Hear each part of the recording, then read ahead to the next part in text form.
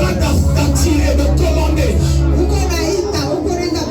Tu es en train de faire la commande. De tout ce dont tu as besoin dans ta vie. Ce travail-là commence à venir. Ce miracle-là commence à venir dans ta vie. Commence à appeler. C'est ça la position à Christ. La position d'autorité.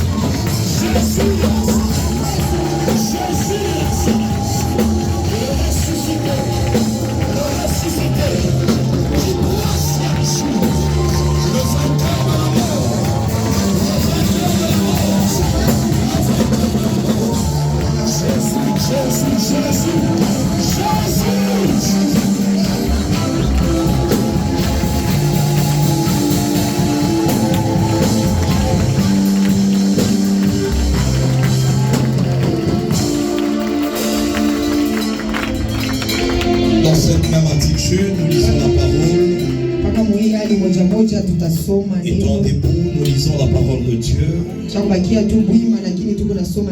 Nous sommes dans le livre de Luc chapitre 11. Commençons au premier verset. La Bible dit, Jésus priait un jour en un certain lieu. Lorsqu'il eut achevé, un de ses disciples lui dit, Seigneur, enseigne-nous à prier, comme Jean l'a enseigné à ses disciples.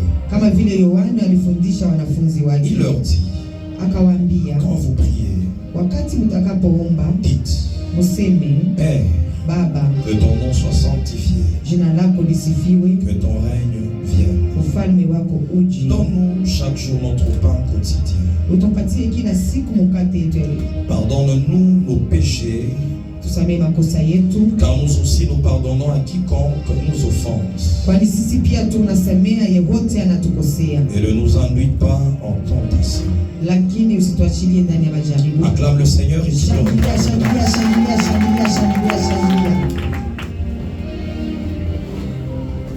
Je suis dans Apocalypse chapitre 12. Je commence au 10e verset. La Bible dit, puis j'entendis dans le ciel une voix puissante qui disait, maintenant, le temps du salut est arrivé. Maintenant notre Dieu a manifesté sa puissance. Il a instauré son royaume. Maintenant son Messie a pris l'autorité en main.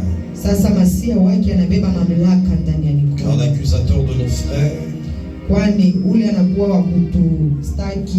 celui qui jour et nuit les accusait devant Dieu, a été jeté hors du ciel. Amen. Acclame Jésus là où tu es. Alors nous avons commencé ce bon sujet qui parle de la prière. Nous avons commencé ce bon sujet qui parle de la prière. On est en train de dire, Maître, enseigne-nous à prier. Enseigne-nous à prier. Comme Jean l'a enseigné à ses disciples. Nous sommes en train de voir que Christ est un modèle parfait de la prière.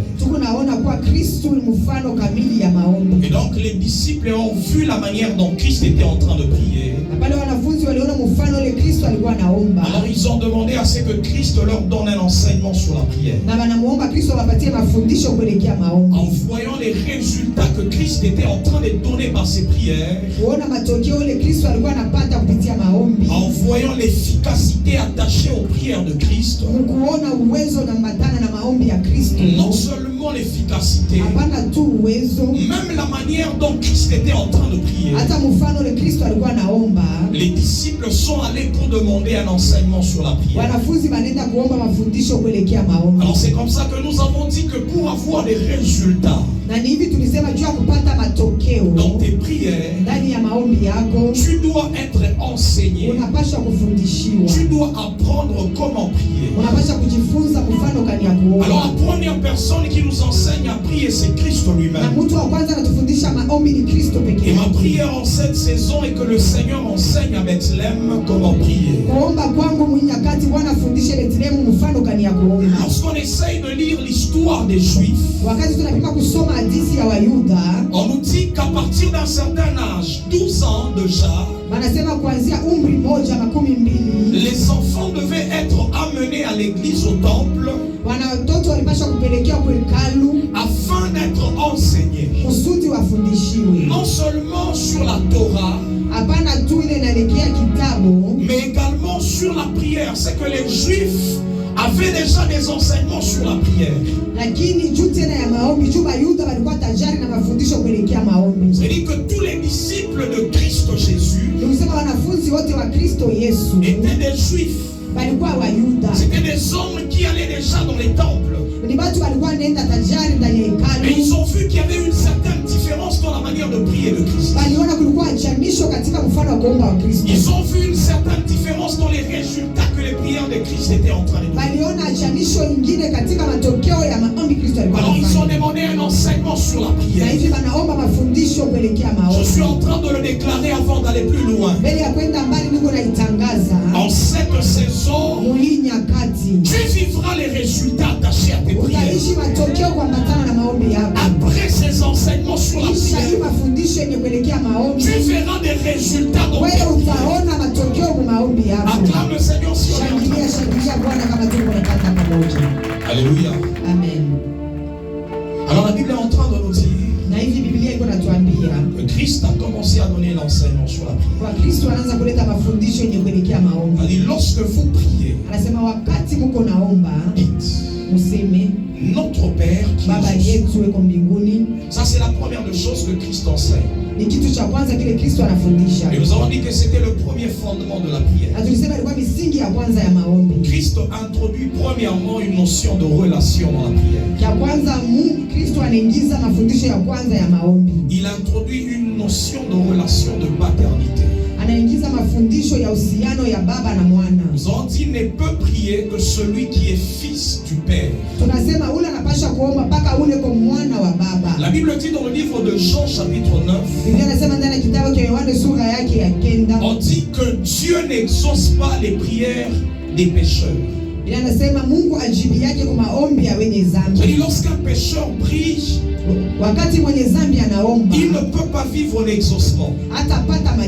C'est-à-dire qu'il y a une catégorie d'hommes et de femmes qui doivent prier. Ce sont ceux qu'on appelle les fils. Et nous avons dit que cette relation, elle s'approfondit avec le temps. Dans ce livre de Luc chapitre 1, on nous montre également une dimension de relation attachée à l'amitié. Au-delà d'être des fils de Dieu, il y a d'autres personnes qui ont atteint une dimension d'amitié avec Dieu. La Bible dit que l'amitié de l'Éternel est pour ceux qui le craignent. Parce qu'il y a d'autres personnes dans le royaume de Dieu qui sont devenues amis de Dieu. Lorsqu'on parle d'Abraham, on dit que c'était l'ami de Dieu. Ça veut dire que la relation a été tellement approfondie que Abraham est devenu ami de Dieu. Et nous avons dit que cette relation influence les résultats dans nos prières. Au-delà de la relation amicale, Dieu nous amène également à avoir une relation d'épouse. Dans Marc chapitre 2, lorsqu'on parle de la prière et des jeûnes, la Bible dit qu'il y a une catégorie d'hommes, les pharisiens et les scribes. Ils sont allés voir Jésus. On dit les disciples de Jean. Ils jeûnent. Les scribes et les pharisiens jeûnent. Il dit, mais pourquoi tes disciples ne jeûnent pas? Il dit, lorsque l'époux leur sera enlevé, alors ils jeûneront. C'est-à-dire, dans le royaume de Dieu, il y a plusieurs relations. Il y a la relation de paternité dans la prière.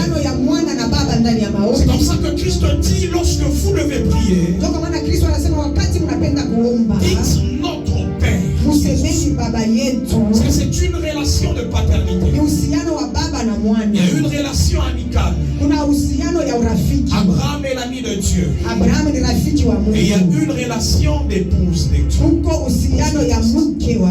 Alléluia. Et nous avons dit que c'est sur base de cette relation que nous voyons les réponses venir dans notre vie. Lorsque Dieu va pour visiter Abraham, il dit, cacherai-je à mon serviteur Abraham ce qui doit être fait à Sodome et à Gomorrhe.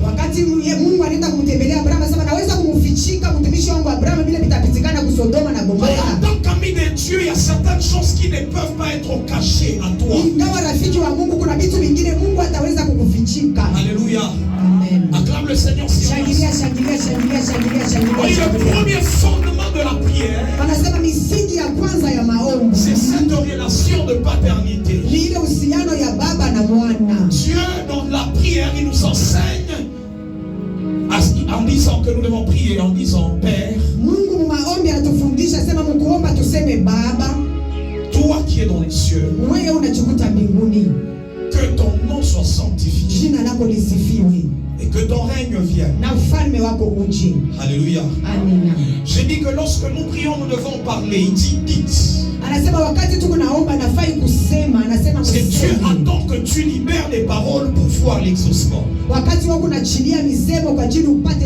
Il y a des paroles que tu dois prononcer dans ta prière afin de voir ta prière être exaucée. C'est que Christ n'attend pas que tu restes calme quand tu pries. Au livre de Matthieu chapitre 26, nous voyons Christ qui va à Gethsemane pour prier. On nous démontre les paroles que Christ était en train de prier. Il répétait les mêmes paroles et ces paroles sont écrites dans la Bible.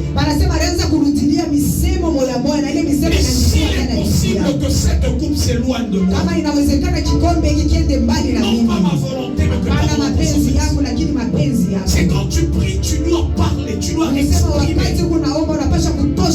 certaines choses par ta bouche.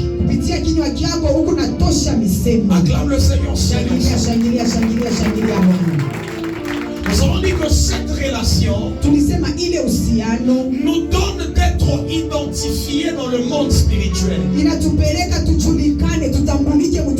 Nous avons dit que plusieurs personnes prient. Les musulmans prient, les bouddhistes prient. Tout le monde entre dans sa chambre et prie. Mais qu'est-ce qui prouve que toi tu t'adresses au vrai Dieu? C'est cette relation de paternité. Et la Bible est en train de dire à tous ceux qui l'ont reçu, ceux qui croient en son nom, il leur a donné le pouvoir de devenir enfants de Dieu. Et nous devenons enfants de Dieu par Christ. En recevant Christ comme Seigneur et Sauveur, cela nous donne une position dans le monde spirituel. Et c'est ça qui nous identifie au vrai Dieu. C'est comme ça que nous prions au nom de Jésus. C'est que c'est un chemin, c'est une voie qui te permet de t'adresser au vrai Dieu. Il y a plusieurs divinités. Mais ce qui permet à ce que toi tu aies l'assurance, c'est premièrement la base de la relation que tu as avec Dieu. Cette relation est prise quand tu reçois Christ comme Seigneur et Sauveur. Tu deviens enfant de Dieu.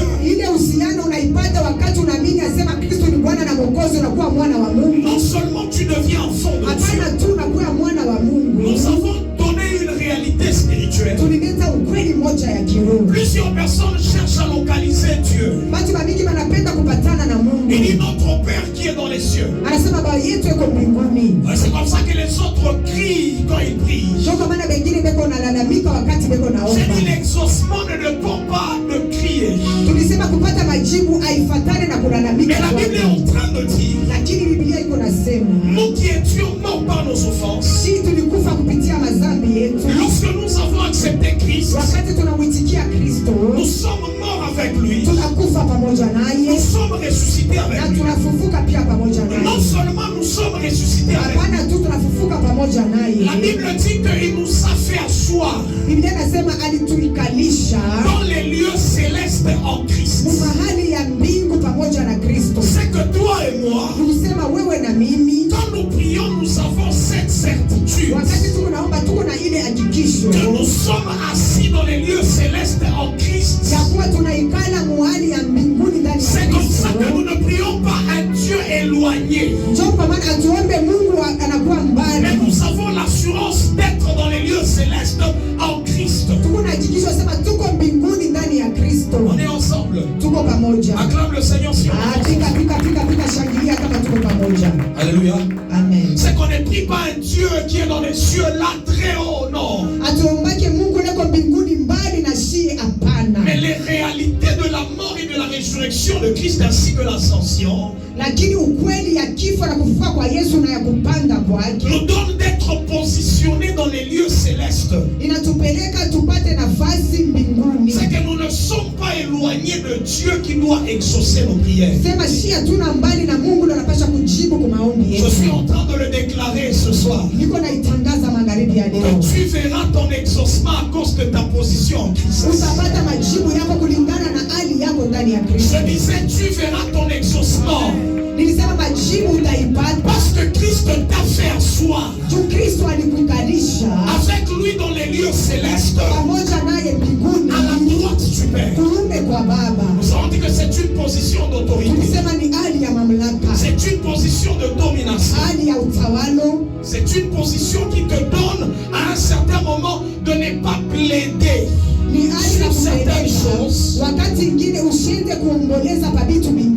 mais de déclarer les choses afin que les choses viennent à l'existence. C'est comme ça que Christ est en train de parler d'une prière où tu dois parler à la montagne. Là tu ne t'adresses pas à Dieu. Il dit, si tu dis à cette montagne, ôte-toi de là et jette-toi dans la mer, Si tu ne doutes pas dans ton cœur, tu le verras s'accomplir. C'est en rapport avec la position d'autorité que nous avons en Christ. Que nous pouvons parler à la montagne. Que nous pouvons parler à la maladie. Que nous pouvons parler à certaines choses. Et ces choses-là obéissent. Je déclare ce soir sur la vie de quelqu'un que tu seras en train de manifester l'autorité dans ta prière au nom de Jésus. Nous avons défini la prière comme étant une plateforme où l'homme exerce l'autorité spirituelle. Et tu attends dans ta prière que tu exerces également l'autorité. C'est comme ça qu'en cette saison, nous allons exercer l'autorité. Alléluia. Amen. Acclame fortement Jésus. Est-ce que tu comprends la notion de notre Père qui est aux cieux? Il dit que ton nom soit sanctifié et que ton règne vienne. Que le nom de l'Éternel soit sanctifié. Vous savez, lorsqu'on s'approche de Dieu, il y a tout un protocole qui nous permet de s'approcher de ce Dieu-là. On ne peut pas s'approcher d'un roi. Directement on entre dans le palais royal, on commence à demander ou exposer nos problèmes. C'est comme ça que Christ donne un protocole. Quand tu commences ta prière, l'une des choses qui te permet d'ouvrir les portes des cieux, l'une des choses qui te permet d'ouvrir les portes qui te permettront de croiser ou de rencontrer Dieu, c'est ta louange et ton adoration. Alléluia. Amen. Alléluia. Amen. Il dit que ton nom soit sanctifié. C'est une forme d'adoration. C'est une forme de louange que l'on est en train de donner au nom de l'Éternel. Ça, c'est le protocole que Christ enseigne. C'est à chaque fois quand tu veux commencer une prière et tu veux voir ton exaucement, commence d'abord par l'élever, ce Dieu-là. Commence d'abord par l'honorer, ce Dieu-là. Vous savez, chaque fois j'ai toujours dit que lorsque nous louons Dieu, nous honorons Dieu, nous mettons Dieu dans un défi d'accomplir. La Bible est en train de dire ceci. Paul et Silas, Acte chapitre 16. Ils étaient dans la prison. Au milieu de la nuit, la Bible dit qu'ils étaient en train de prier. Mais ils étaient également en train de faire des louanges de l'Éternel. Les louanges de l'Éternel. Des hommes qui ont été fouettés, frappés. Mais ils commencent à louer l'Éternel. Quand on parle de la louange, c'est voir ce que l'Éternel a fait dans ta vie et commencer à l'élever pour cela. Il dit, mon âme bénit l'Éternel et n'oublie aucun de ses bienfaits. Et tu entres dans la présence de Dieu. Tu dis à Dieu, Seigneur, tu es le Dieu qui bénit. Tu m'as béni aujourd'hui de la vie. Mais tu entres avec une forme de gratitude. Cela permet à ce que les portes commencent à s'ouvrir et que tu accèdes au trône de Dieu. Mais j'ai regardé l'attitude des êtres qui sont autour du trône de Dieu. Et on parle des 24 vieillards. La Bible dit que ces êtres-là, ils ont également leur trône. Non seulement qu'ils ont leur trône, ils ont également les couronnes. Paul dit qu'il est en train de courir pour remporter la couronne. Paul, il dit qu'il est en train de courir pour remporter la couronne. Mais eux, ils ont déjà leur couronne. Mais l'activité qu'ils font chaque fois, ils enlèvent leur couronne. Ils vont se mettre à genoux au devant du trône. Et ils disent sans cesse, tu es saint, tu es saint. Saint, saint, saint est l'Éternel, le Dieu des armées. Et ces êtres-là, pour se rapprocher davantage de Dieu, ils comprennent le protocole qui permet à ceux qu'ils avancent. Qu'ils avancent auprès du trône de Dieu. À chaque fois que tu es dans la présence de Dieu, apprends à l'élever, apprends à le louer. Ça permet à ce que certaines portes s'ouvrent dans ta vie. Je suis en train de déclarer ce soir que tu vivras l'ouverture des portes au nom de Jésus. Je disais, toi tu vivras l'ouverture des portes au nom de Jésus. À chaque fois que tu t'approches de l'Éternel, tu seras en train de voir les portes s'ouvrir. Regardez ce que le psaume dit. Psaume 100. Poussez vers l'Éternel des cris de joie. Vous tous habitants de la terre, servez l'Éternel avec joie. Venez avec allégresse en sa présence. Sachez que l'Éternel est Dieu. C'est lui qui nous a fait. Sachez que l'Éternel est Dieu et c'est lui qui nous a fait. Et nous lui appartenons. Nous sommes son peuple et le troupeau de son pâturage. Le troupeau de son pâturage. La Bible dit, entrez dans ses portes avec des louanges, dans ses parvis, avec des cantiques. Entrez dans ses portes avec des louanges, dans ses parvis, avec des célébrations. C'est l'une des choses qui nous permet d'entrer dans les portes de Dieu. C'est comme ça que Christ te dit, quand tu pries, commence à dire que ton nom soit saint. Que ton nom soit élevé. Ton nom est puissant. Ton nom est glorieux. Quand tu commences à faire cela, tu ouvres au fait les portes. C'est tout un protocole que tu es en train de respecter. Que ton règne vienne. Que ton règne vienne. Alléluia. Amen. Que ton règne vienne. Dis à ton voisin le règne de Dieu. Ça c'est la prière que Christ lui-même. En fait, c'est un modèle que Christ a donné, un modèle de prière.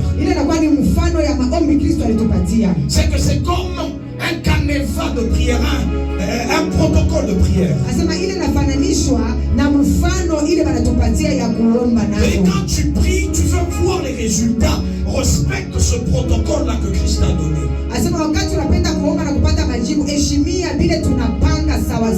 Tu ne peux pas vivre l'exaucement sans le règne de Dieu, sans que le règne de Dieu soit établi sur la terre.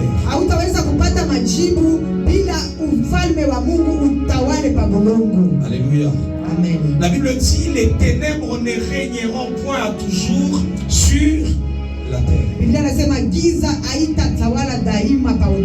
Ça veut dire que Dieu attend que son peuple prie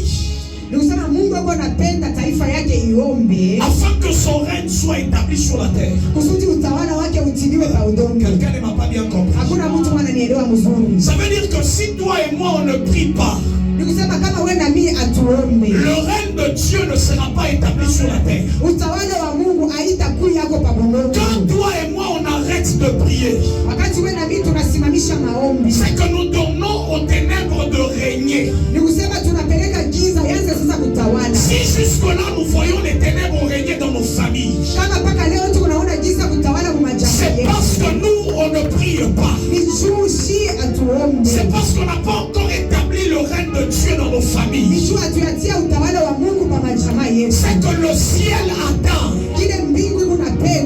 que toi et moi soyons en train d'établir le règne de Dieu sur la terre. C'est que Dieu veut à ce qu'il y ait son royaume, mais que son royaume agisse sur la terre. C'est comme ça que j'ai dit hier quand je définissais la prière. La prière permet à ce que Dieu établisse son règne sur la terre. Il y a des territoires où c'est la sorcellerie qui règne. Il y a des territoires où ce sont les esprits impurs qui règnent. Si nous voulons établir le règne de Dieu dans ce territoire, c'est que la prière, c'est la clé qui nous est donnée. La Bible est en train de dire, c'est que vous lierez sur la terre sera également lié dans le ciel. C'est que Dieu attend qu'une catégorie d'hommes commence à lier les choses sur la terre afin que le monde spirituel réplique face à cela. C'est-à-dire que le monde spirituel attend ta prière. Quand tu te relâches, le règne de Dieu ne pourra pas agir. Le règne de Dieu ne pourra pas se manifester. Nous voulons voir Dieu se manifester dans l'église. Impossible qu'il se manifeste sans que l'église ne comprenne le rôle de la prière. Tu veux déloger la sorcellerie. La prière est la clé que Dieu nous a donnée. Dis à ton voisin la prière. Dis-le bien la prière. Acclame le Seigneur si tu l'aimes.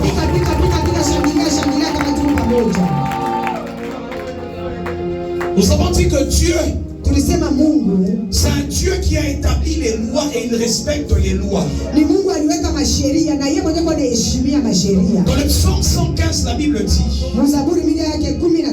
les cieux sont les cieux de l'Éternel. Mais il a donné la terre au fils des hommes. C'est-à-dire que lorsque Dieu a créé l'homme, Dieu attendait que l'homme commence à l'inviter pour qu'il établisse son règne sur la terre. C'est comme qui dirait Dieu lui-même s'est limité dans les cieux. J'ai dit que la prière est une invitation légale de Dieu sur la terre.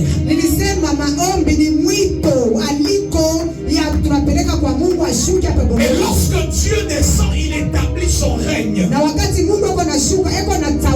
Il dit, si tu désirais les cieux, et si tu descendais, les montagnes s'ébranleraient de devant toi. C'est que quand le règne de Dieu commence à être établi, même les montagnes qui étaient en train de s'élever au devant de toi seront obligées de se branler. C'est comme ça que tu as besoin d'établir le règne de Dieu. Le règne de Dieu dans ta vie. Le règne de Dieu dans ta famille. Le règne de Dieu dans le territoire où toi tu vis. Je suis en train de révolter quelqu'un. Et tu es un ambassadeur de Dieu sur la terre. Je disais, tu es un ambassadeur de Dieu sur la terre. Quand toi tu pries, Dieu descend dans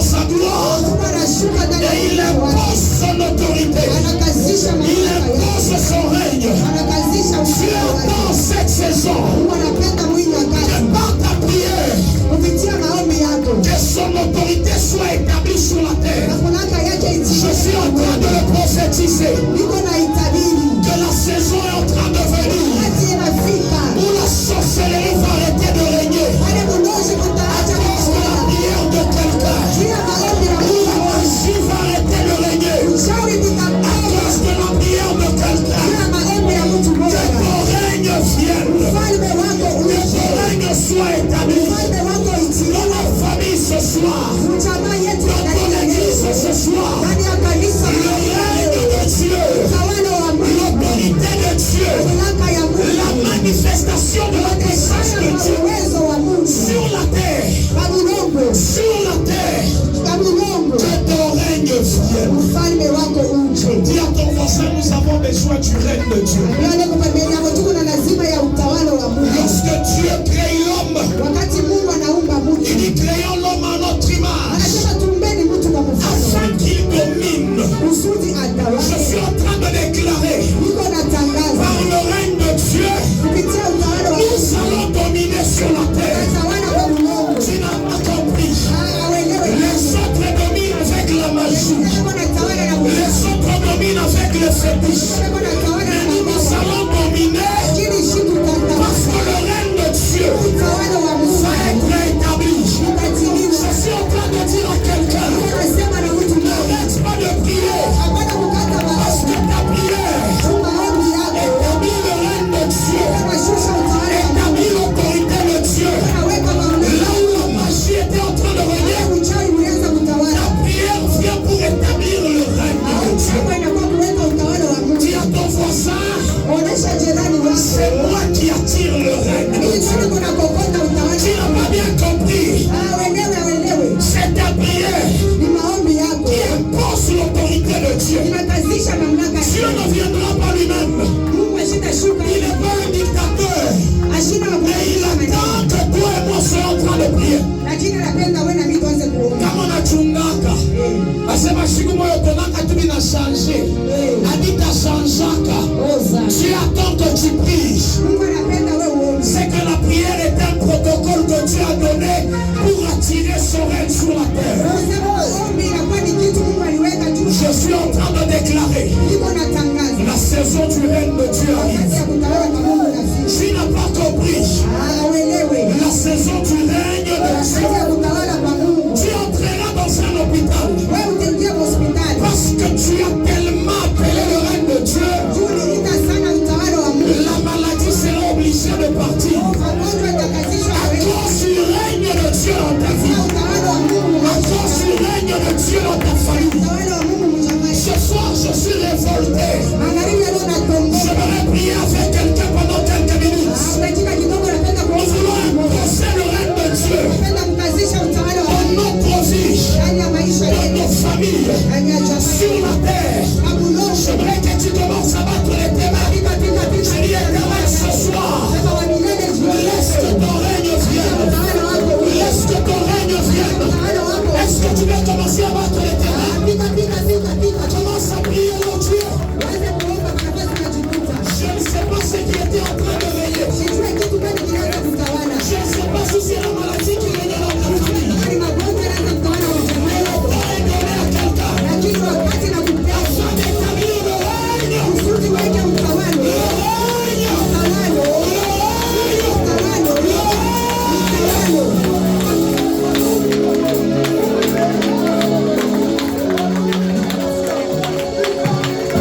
Est-ce que tu peux te tenir debout?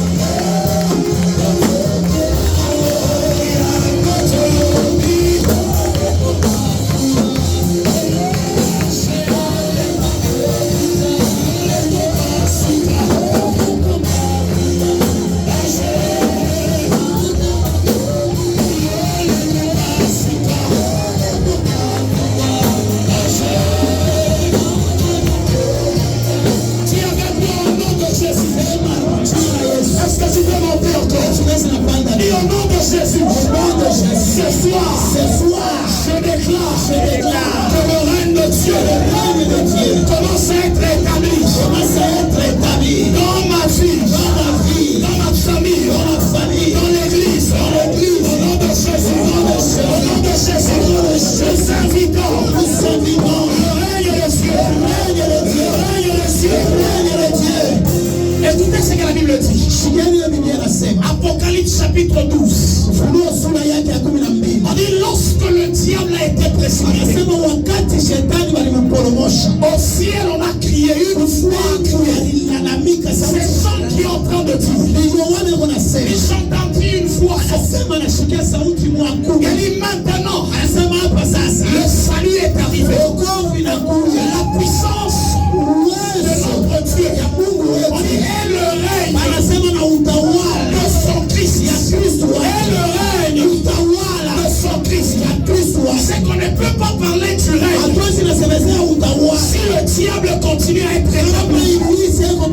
Il fallait qu'il soit précipité pour qu'on dise que le règne est arrivé. Je veux que tu dises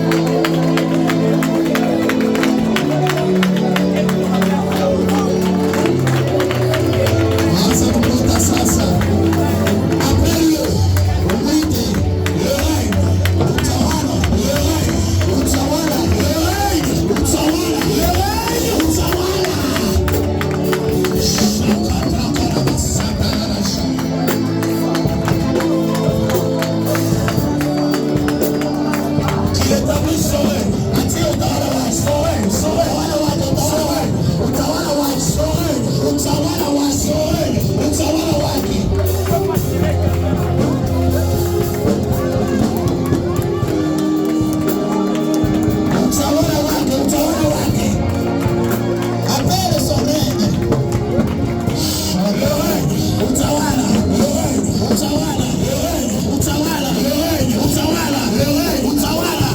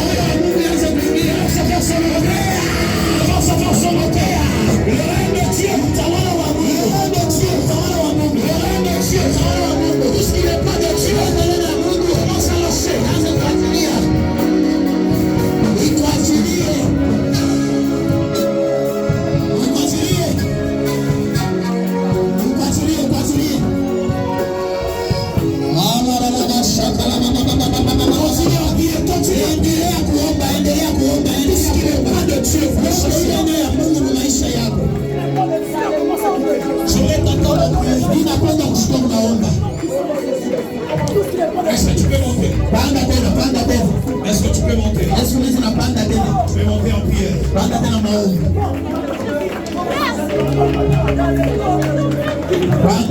Panda. Sharabakana marama shakarabalos. Panda tena. Panda tena. Panda tena.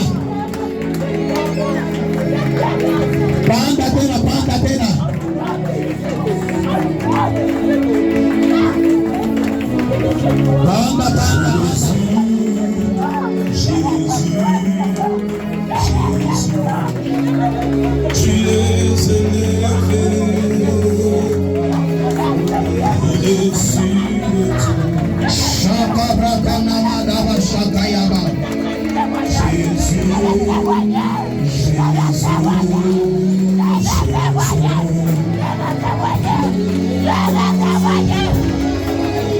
Shakamana karama sakaya. Ekanana masakaya kanama shakaya.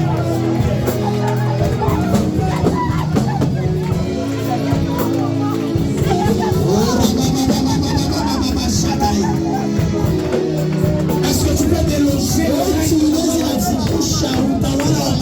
chasse la maladie, couche la mort, chasse la pauvreté, couche le machidi, chasse le règne de la pauvreté, chasse le règne d'autre chose.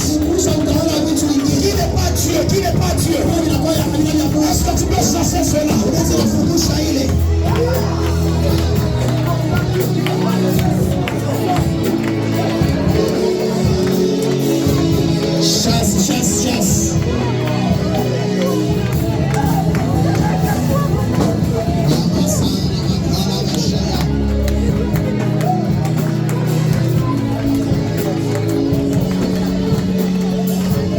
Chasse.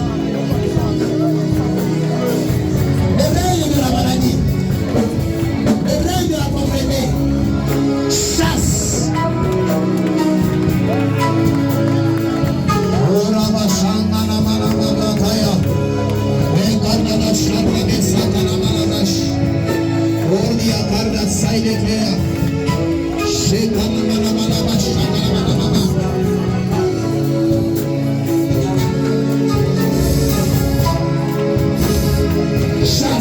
Chasse.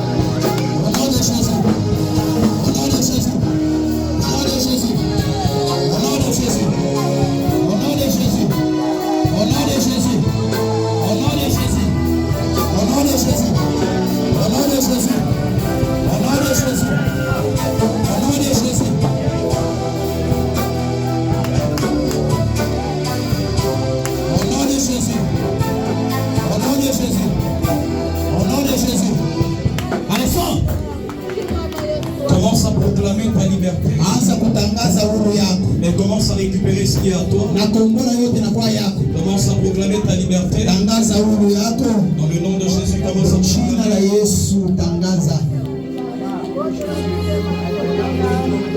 Jina la Yesu tangaza.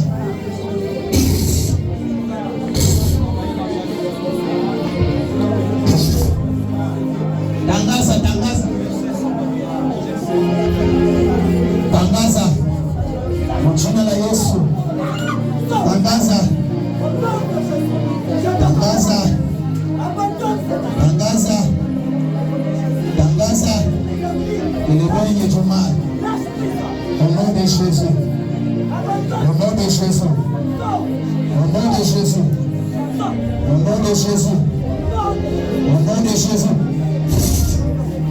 Au nom de Jésus. Il règne du mal.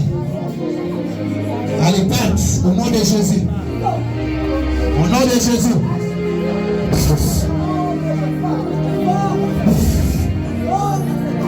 Au nom de Jésus. Au nom de Jésus. Que le règne du mal. Allez, sors. Sors. Au nom de Jésus. Au nom de Jésus. Commence à proclamer. Commence à proclamer. Allez, sors. Papa Hans.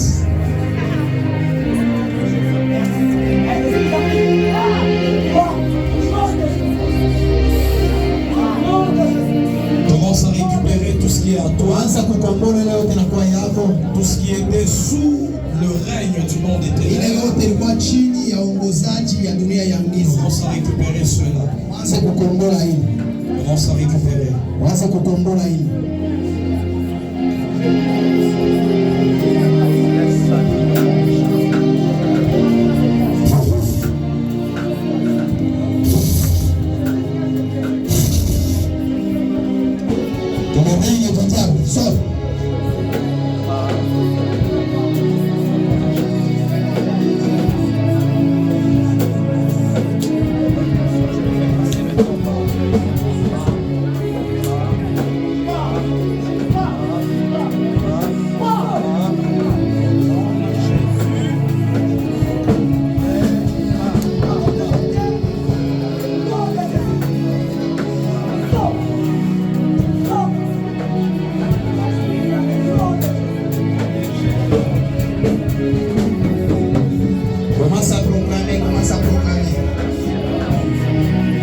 Jésus. Au nom de Jésus. Au nom de Jésus.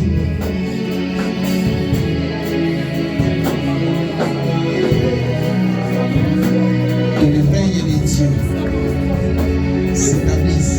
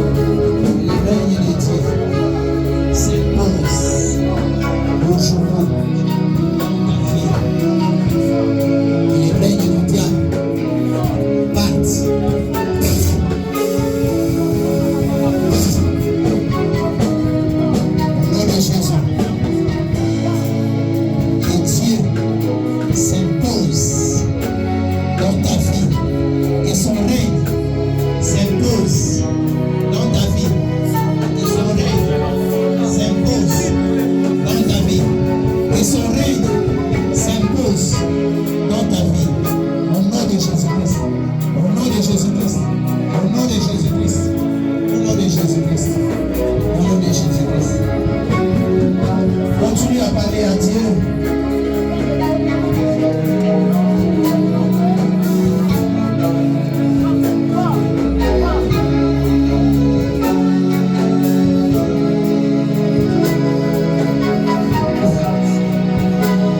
Continuez à prier.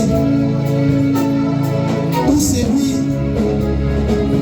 que le prophète Dieu et en chassant le règne du mal. Et nous autres, ceux qui on a déjà prié, on continue à demander le règne de Dieu. Continuez à prier, notre temps est déjà parti. Passez très rapidement.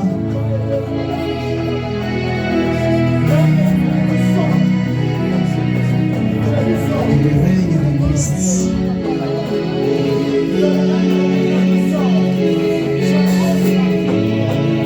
Le règne de Jésus. On va se chasser dans votre vie. Dans le règne du diable.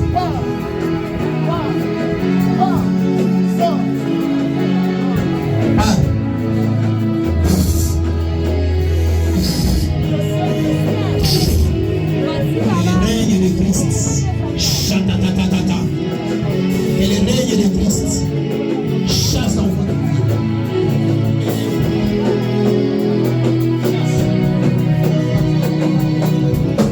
Chasse. Au nom de Jésus. Au nom de Jésus. Au nom de Jésus.